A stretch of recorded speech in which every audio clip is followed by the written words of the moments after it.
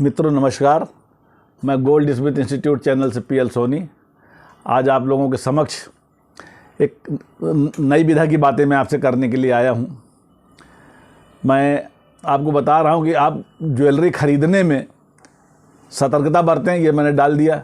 लेकिन मैं ये चाहता हूं कि हमारे छोटे से छोटे व्यूअर और बड़े से बड़े व्यूअर, ख़ास तौर से वे व्यूअर जो हमारी माताएं हैं, बहनें हैं, और उनकी ये तमन्ना है कि बहुत अच्छी ज्वेलरी हम ख़रीदें, लेकिन ज्वेलरी तो बिल्कुल के दाम आसमान छू रहे हैं। कैसे ख़रीदेंगे, इसलिए हमको उसके लिए एक बजट तैयार करना पड़ेगा, कैसे हम उसको मैनेज करें।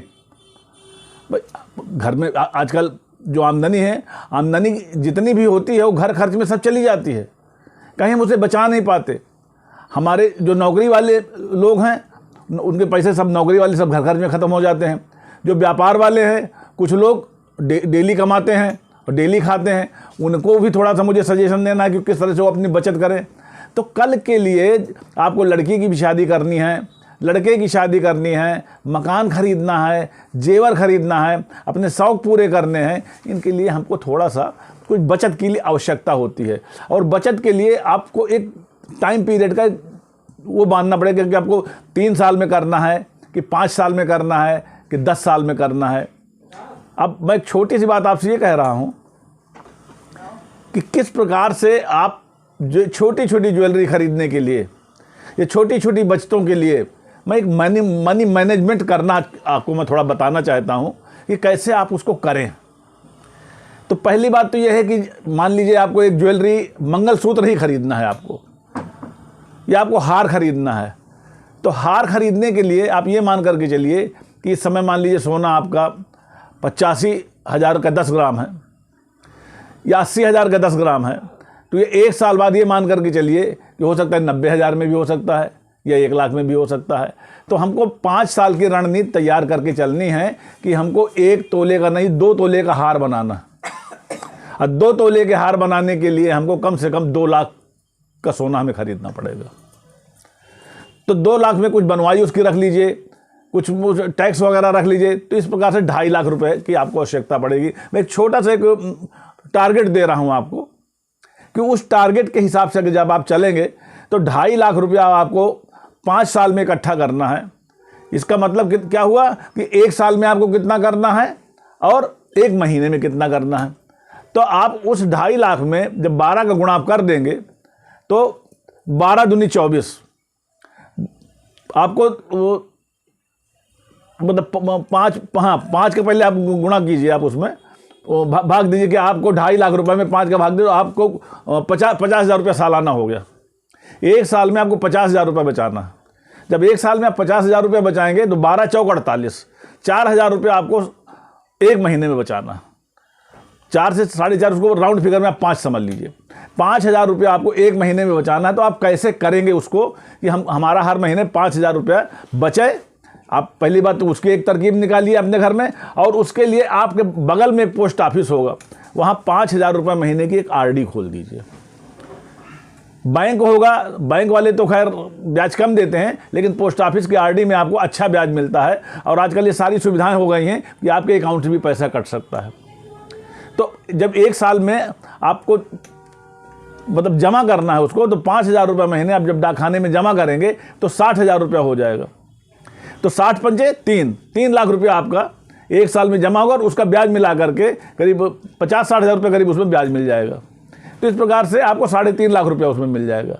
तो आपको जो जेवर, जो ऑर्नामेंट आपको 2 लाख में लेना है वो तो आपको मिलेगा ही, साथ साथ में आप कंगन भी ले सकते हैं, उसके लिए आप ब्रेसलेट ले सकते हैं, और अच्छी अच्छी चीज़ें ले सकते हैं उसमें, जो आपका उसमें एक्स्ट्रा पैसा, क्योंकि आपका जो मनी मैनेजमेंट जो हो रहा है वो केवल ज्वेलरी के लिए है। या उस पैसे को आप बच्चों की शिक्षा में भी मांगी बचे उसको कर सकते हैं।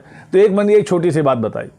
दूसरा, जो लोग छोटा प्रतिदिन कमाते हैं, छोटा दुकानदार है, वो नहीं इतना कर सकता है, तो उसको एक प्रतिज्ञा करनी पड़ेगी कि मैं उसमें से 50 रुपया प्रतिदिन मैं कैसे बचत करूं।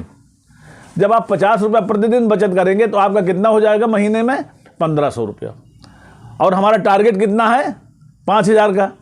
तो 50 रुपया ना अगर जमा करें तो आप कम से कम 100 रुपया आप उसमें किसी भी तरह से निकालें।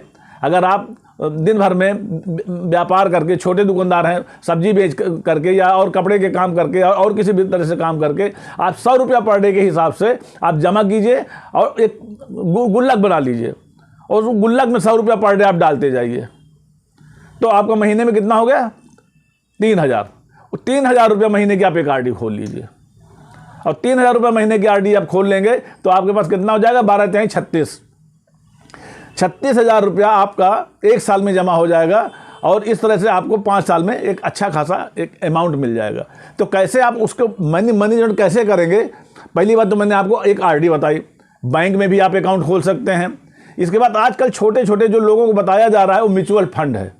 शेयर मार्केट में एक म्यूचुअल फंड होता है, लेकिन उसमें क्या है कि आप 1000 रुपये महीना, 2000 रुपये महीने का एक म्यूचुअल फंड जिसको सिप बोलते हैं, सिप के माध्यम से वो आपको मतलब ले लेंगे और कम अगर, तो उसमें क्या है कि आपको मार्केट में किसी प्रकार का घाटा नहीं होता।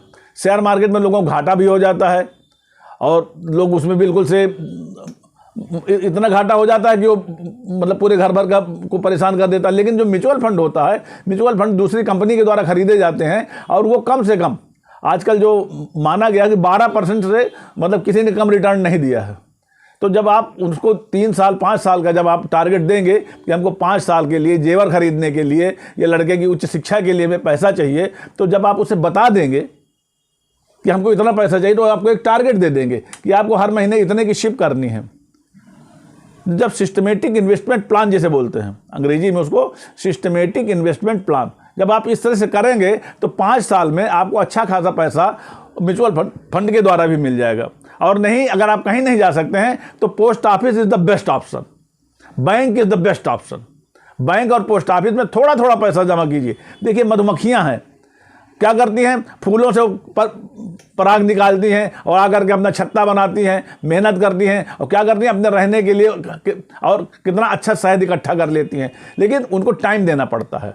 तो जब हम किसी चीज़ को एक टाइम टारगेट दे करके हम एक काम करेंगे, सोच करके काम करेंगे।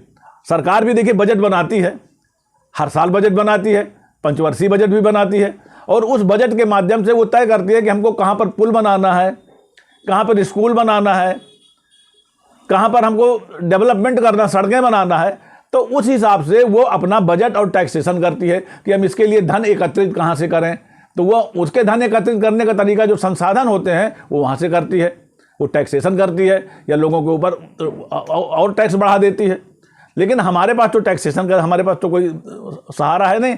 हमारे पास जो हमारी ही बचत है, अपनी ही बचतों में से थोड़ा थोड़ा इकट्ठा करके अगर आप कर लेते हैं तो आपके लिए एक अच्छे जेवर खरीदने के लिए पैसे हो जाएंगे। उस पीरियड में अगर सोना मान लीजिए आज 80,000 में है और कल 1 लाख में भी हो गया, तो आपको 1 लाख के हिसाब से खरीदने का जो प्लान कर रहे हैं बहुत अच्छा, आप उसमें एक जेवर बनवा सकते हैं, हार बनवा सकते हैं, मंगलसूत्र बनवा सकते हैं और जो अपने मनपसंद की चीज़ें बनवा सकते हैं। इस प्रकार से जब आप मनी मैनेजमेंट करके आप चलेंगे तो आपको बहुत फ़ायदा होगा और आपको पता भी नहीं चलेगा कि कितने अच्छे और कितने अच्छे तरीके से हमने अपने घर परिवार के लिए जेवर एकत्र कर लिया। हमारी माताएं बहनें स्वयं इसके लिए अगर मेहनत करेंगी तो जरूर उसमें सफलता मिलेगी। और मेरी सफलता के लिए आपको बहुत बहुत बधाई है कि अगर आप इस रास्ते पर चलेंगे तो निश्चित आप सफल होंगे। और इन बातों के साथ मैं आपको धन्यवाद देता हूं। और बस ये है कि मेरा इस चैनल को आप लोग सब्सक्राइब कर लीजिए और अपने लोगों को भेज दीजिए अगर आवे, और लाइक जरूर कीजिए।